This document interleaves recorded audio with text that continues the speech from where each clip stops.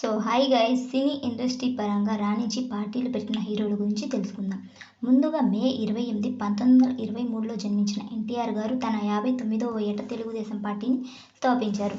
MG Ramachandran జనవరి 17, 1917న జన్మించిన రామచంద్ర గారు తన 55వ ఏట అన్నా డీఎంకే పార్టీని మొదలుపెట్టారు. కెప్టెన్ విజయకాంత్ ఆగస్టు 25, 1952న జన్మించిన విజయకాంత్ గారు తన 50వ ఏట డీఎంకే పార్టీని ప్రారంభించారు.